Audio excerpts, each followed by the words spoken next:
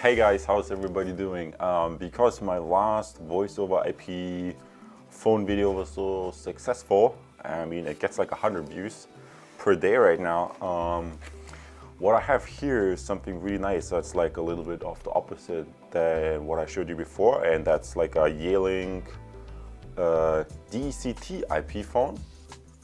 And why don't we do like a little bit of unboxing of this? And what you kind of can see right off the bat, that this has like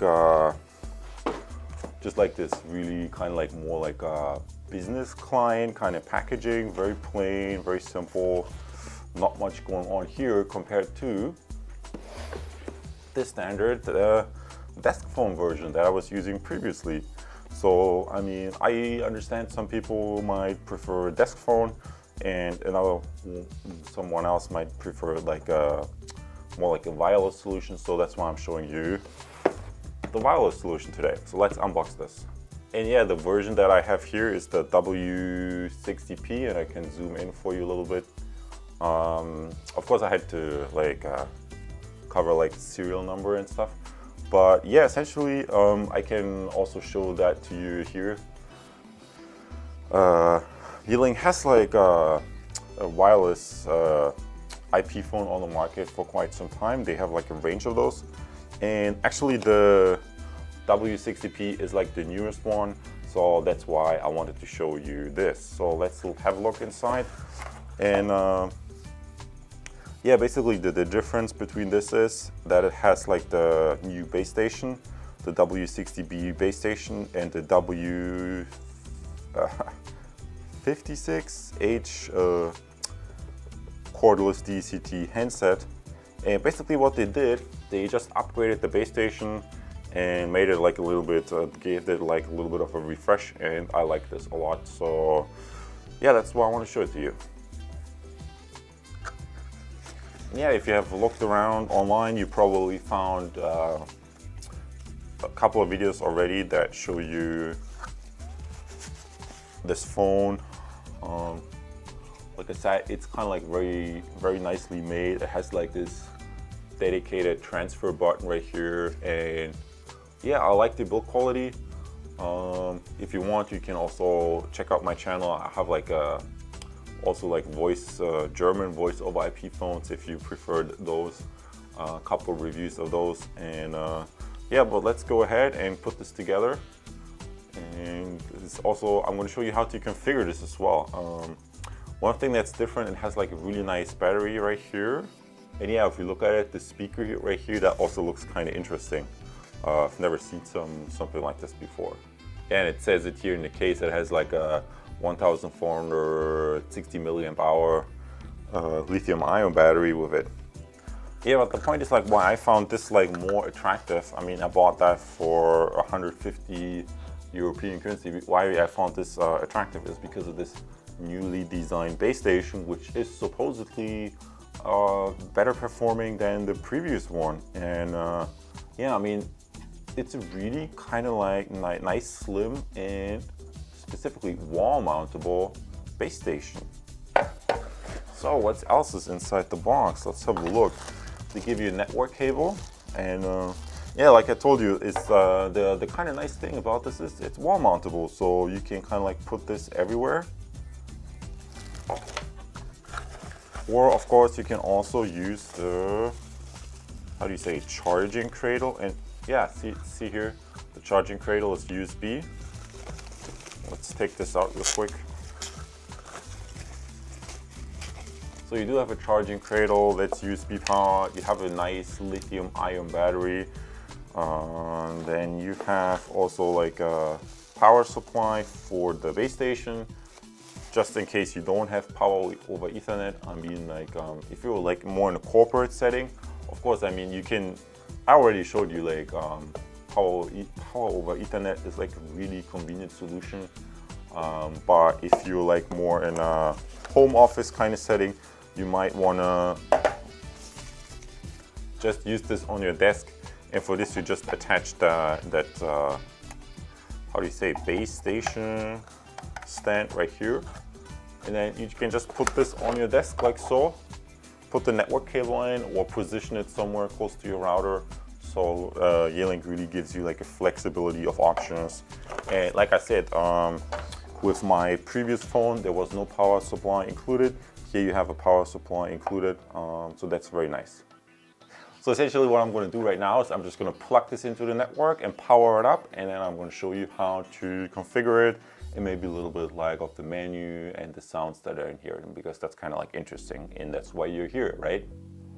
And yeah guys, one thing you basically can do with this really cool base station is you can just plug in the network cable here at the bottom and connect it via power over Ethernet directly, and then put it onto your wall. And then yeah, maybe to illustrate this real quick, I'm just gonna put in the power Ethernet cable and then put this on the wall right here. And yeah, I mean, if you have a method to like nice and neatly put the cable there, you can already see why this is a kind of popular solution to use wireless voice over IP phone system that you can just with one cable, like you can position this at a really nice, if you have like a bigger area, maybe like you have a warehouse or like a big office, you can put this kind of base station at a really good spot where you have like a coverage throughout the whole business.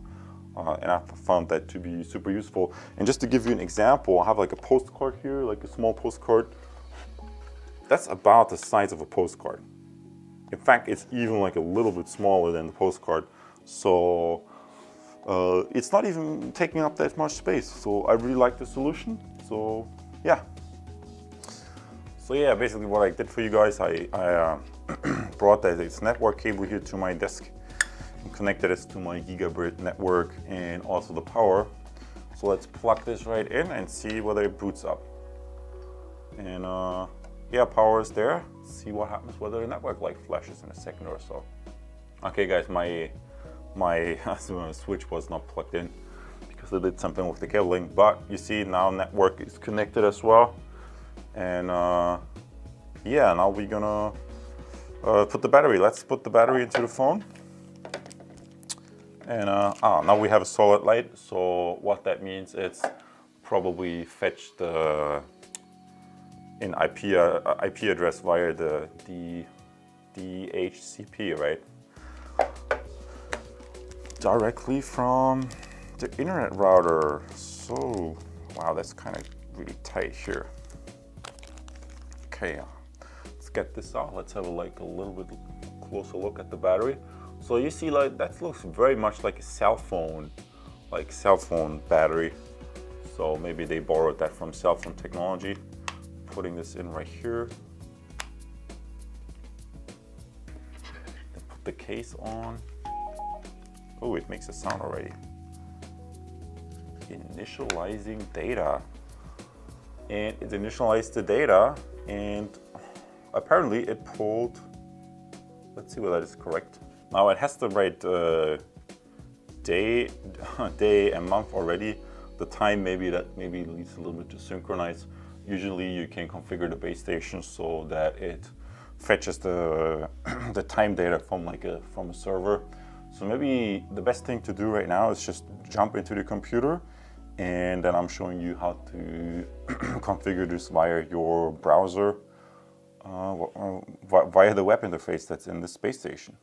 And so yeah guys, like I told you, it's also written in the manual. To access the phone, basically what you should do is, because you don't know the IP address of the phone, since the IP address since the phone pulls the IP address automatically, you just, I mean, this, if you are experienced with local area networks and voice over IP, you probably won't need this tutorial right now. But for beginners, I'm just gonna quickly give them like an overview. So basically what you would do is you would log into your router. In my case, it's a TP-Link. And you just type the IP address of your router. That's something you probably should know by now. And yeah, how do I explain this real quick? That's something you should know. And if you don't know the IP address of your router, chances are you probably wouldn't buy a phone like that. But you can always look up the IP address of your router by going into your network settings, and then it will say router. And yeah, on Windows, it's kind of the same thing, because your computer in that sense works the same way as your phone. It just pulls the IP address via a DHCP request, and then puts this information in here.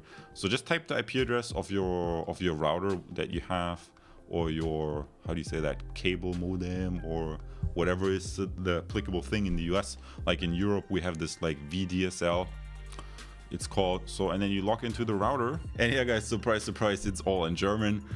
Who would have thought? But I trust you kind of get the idea. The basic thing, you just go to advanced, and then you go to your network, and yeah, basically what you do, you go to local area network settings, and somewhere inside your router there will be a list of the IP addresses the router handed out, and what you want to copy down is in this case you look for your voice over IP phone, and in this case it's the W60B, and here you see the IP address that it got. And if you type that IP address into your web browser, you can access the phone and configure it. And one trick you also can use, you can permanently assign when your network device, in this case the voice over IP phone, sends a request to your router, it does so with a so-called MAC address. So you can just look what devices are registered, and then if you want to have the router always assign the same IP address, you can just configure a rule inside your router by copying the IP address out of this pool up here.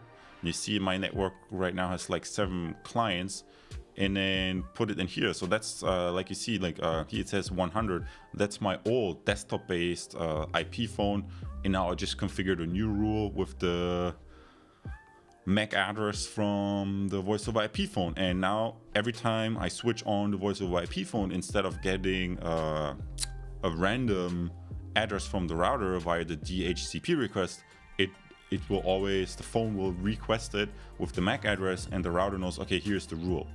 And so what that basically allows you is when you type the address of the base station, now you see login DCT base W60, and I think the default password is at.min. Wait a second. Now you can save that, for example, in your keychain, and because it's always the same IP address, you don't always have to type in the password, because it saves it in a keychain correctly. It's always the same IP. So and you don't have to look it up every time. You just remember it's the IP address you chose that you programmed in the router. So yeah, that's how I like to do it.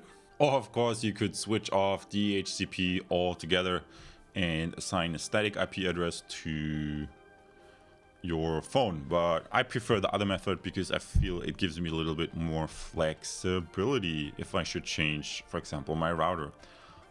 Anyhow, the next thing that you might want to check is you go to settings and time and date, and then you just switch the time zone. I mean, it right now it pulls the time from like a Chinese time server, and what I want to do is I would just want to change this to my time zone, in this case Germany, and pick Berlin. And then maybe what you also could do is like change the primary time server to someone that's in your geographic location. Yeah, and for that you just go to ntp.org, and they have like a public time server list, and you click on the time server list. And then, for example, you could pick one that's located in Europe right here. And maybe you already see this down here. You can just pick any country. So maybe make sure to pick a time server from your country, and then copy and paste that back in here. And you see the only thing that changed is like almost like the domain ending like .com for the US, or in my case it's like DE. And then basically depending on your preference, you can have like the Europeans kind of style, like the 24-hour, or you can have like this 12-hour style with AM, PM, or pick how the date is displayed. Personally, I like year, month, and day. And then I'm just going to confirm that and update this real quick.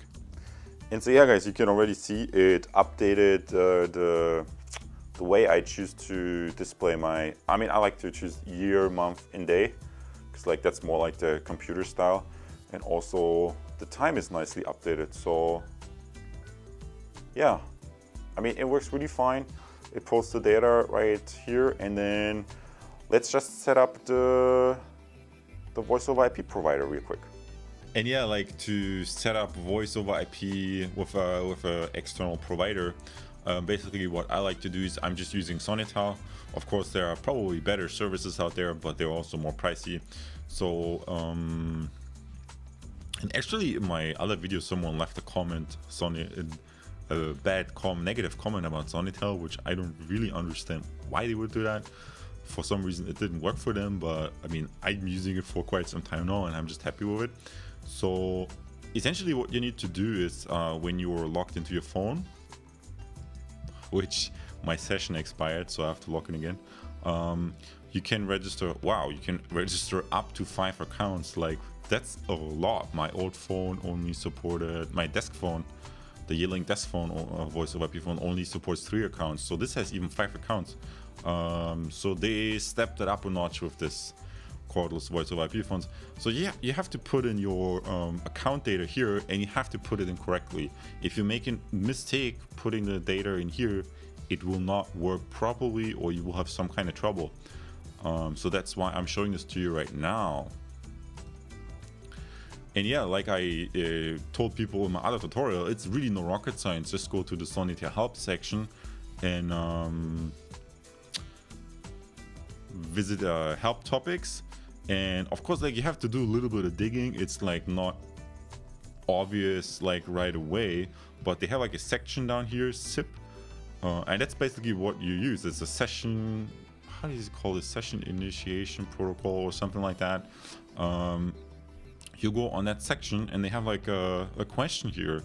What SIP phones can I connect? And yeah, you click on that, and basically they did all the work for you. They list a variety of phones, and they also list desktop phones, I mean Yealink phones. But of course, it doesn't have to be desktop phone. The configuration, it's a Yealink, it's kind of like the same. And then you just take the data that's they give you here, and then maybe I just show this to you side by side, because that's really how you should do this if you have never done this before. We just look, okay, this is like a step-by-step process how to configure this voice over IP phone. You go to the accounts tab, this is correct, and then you select accounts 1 to 5 as 1 to 6. So basically, account just means like line 1, line 2, line 3, line 4, line 5, right? It's a 5-line phone. And yeah, in my case, I just want line 1 to be enabled, and then I'm calling this US, because my phone number that I have is US. And yeah, that's literally how easy it is. I mean, if you're doing this the first time, it might be a little bit confusing, but that's exactly why I'm making this video, and that's also exactly why I'm showing you this these configurations examples here. One small thing that you might want to consider when choosing to set up a voice over IP account with Sonitel and then putting it into your phone is, in my case, I have like a preference for the naming, the way I want this to be named. As a label, I usually pick US, so I know, okay, this is my US phone number that I really registered very affordably to Sonitel. And then as display name, I like to have the extension that's like extension 101. And for example, if you imagine, that would be like if you have a business, it would be like, for example, extension 101 is the sales department. So when you register a user in the Sonitel interface, the way you would do that is you would just create a user, and I named this user line 1 with obviously extension 101. And then I use an email for that, and the email is sales@mycompany.com, so that when I'm interacting with the phone, and it doesn't matter whether it's like the DHCP voice over IP phone or whether it's a Yealink desk voice over IP phone, that's what I found works the best. And yeah, maybe just watch my other video, then maybe you see that when it's in an interface. And once I clicked save, I maybe can look up whether this also shows up correctly in the how do you say, handset. The important part is like I mean, you can change it afterwards, even if it's not perfect, no big deal. Important part is like to enable the stun server and put like the right outbound proxy and the right server host in here, and you should be all set. So what I'm going to do now is I'm going to click confirm, and then we jump back to the phone. And yeah, maybe a good idea is like to do a little bit of side-by-side comparison. So this is the old desk phone, and you can already see, maybe I can push a button here so that the light shows up. I hope that's clearly visible. That the naming that I used is US here, and let's say I do a call *21, then here you should have the first part of your email address. I mean, right now it shows my name, but that's where you should have sales and then @mycompany.com. So that would be a little bit more orderly. Welcome. If you know the extension of the person you would like to speak to, and maybe I can end this right here. But basically, you see this is like a 3-line phone, and this has 5 lines, and the naming is like slightly different. Maybe pick this up, and once I take it out of the station, you see the display changes a little bit, and then I have like a line button right here, and again it shows line 1. But here, that's why you should register the user account with sales@mycompany.com, because then it would say line 1, sales, and you would know automatically line 1 is extension 101. So you don't have a mess going on if you have like a company with an office full of people, sales department, service department, maybe accounting, and so on. So make sure you organize your user accounts appropriately and use the right email to register. That way it will audible sound for charging, and that way you will have like a little bit of an organized system going on right here.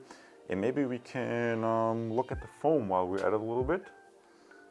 Settings, audio, maybe have a look at the ringtones.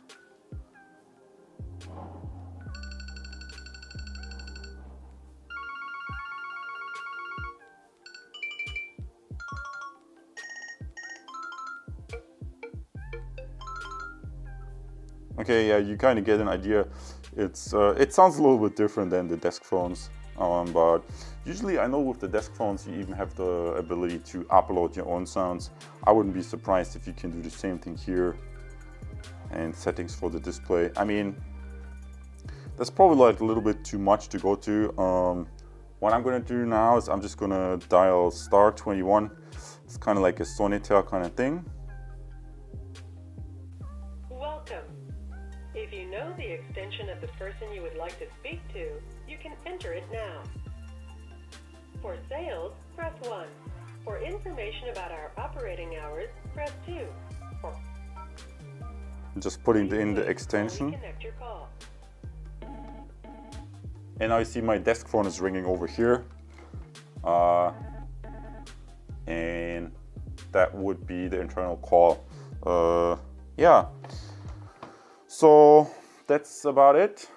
And yeah, one thing you see, like it also has like this backlit display.